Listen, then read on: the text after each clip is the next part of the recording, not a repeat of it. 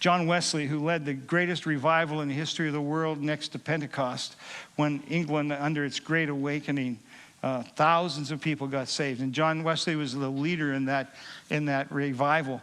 And so he would get on his horse, and he would usually stop about 5 places a day.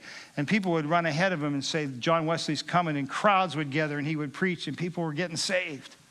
Well, John Wesley, in those days, ties weren't like our ties. They were more like a ribbon that you tied and hung down. You know what I'm talking about? About this thick, and this black thing. He always wore black suits and white shirts, and then this little ribbon tied, that was his tie.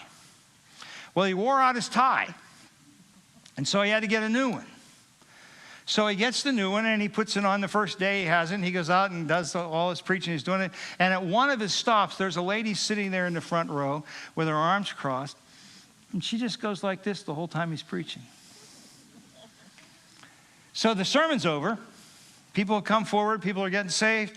And this lady comes up to him, and she says, you have offended me.